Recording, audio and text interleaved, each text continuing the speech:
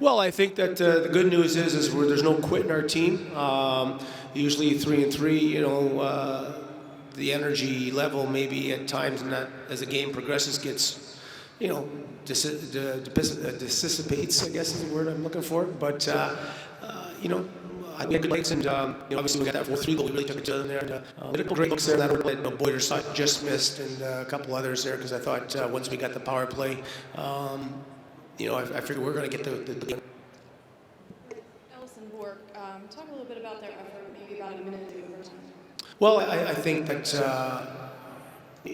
time in situations where he was going to try and keep the puck as much as possible. You see, they had a full breakaway and then a partial one, and we went back the other way too. So that's what's going to happen. We've talked 3-on-3 concept a lot and worked on it earlier in the year.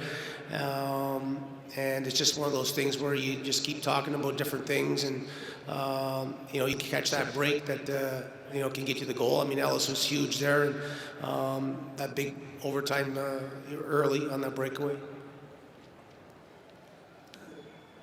Coach, real quick, the 3-goal blitz by the end of the second period of the game before we lead, I think they scored 3 times in less than 4 minutes.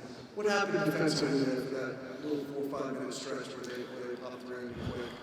Well, we knew coming into the game that they had a pretty aggressive forecheck, and just what this is the first seen them play except for on video, and it looks like they can scoot pretty well. They got some good team speed there, so they were creating some turnovers.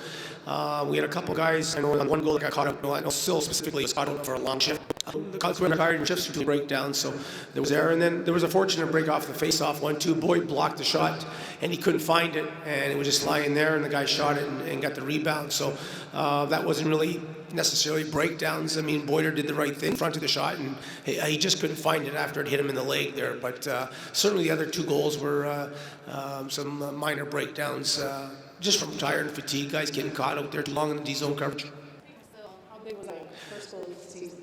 Yeah, no, huge. He's a great leader and real good player. That line has had some great game for us here so far this year and done a good job of shutting the other team's top lines down. And now they're contributing offensively. And it was nice to see him get that goal. And I thought they were another line that was really tenacious on the puck, especially as the game progressed. And I started them right after the goal to make it 4-3, and they hounded the puck and had a couple of chances. So it was a little bit fitting when they came out there again that they were able to get that goal. And nice to get, now all 3 guys are on the board with goals, and we're looking for big things from that line here for the rest of the year, as long as they're not injured or on recall. 10-round shootout.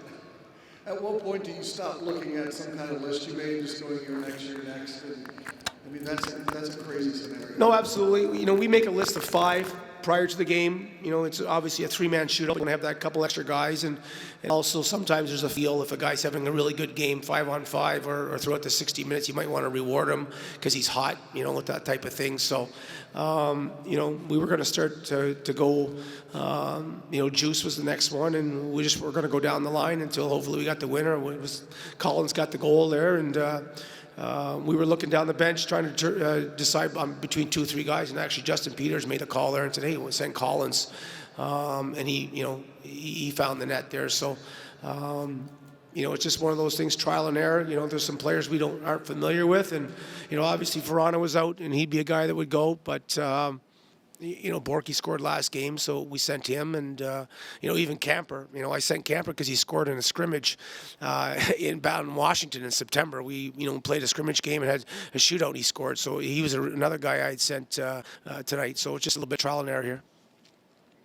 12 times this year. Was there any conscious thought coming into this, establish some physicality in this game and establish ourselves? Well, I think that, anytime you come off a 3-3, it's tough to play a physical game, but I thought that they had a little bit of physicality to them, and I thought we matched it pretty well, considering they didn't play last night. So, I thought they could have been a little bit vulnerable even though they didn't play last night because they were missing a number of key guys. Since was injured and McDonald injured, and Chris Connor got called up earlier today. So I thought they didn't have what they would probably consider a lineup, and but they came at us pretty hard. There's no doubt, and we anticipated that. We told the guys before the game that, hey, they didn't play last night. They're going to come out and blitz us there and try and win the hockey game in the first 10, 12 minutes. And I felt good coming out of that period, only down 1, to be honest with you.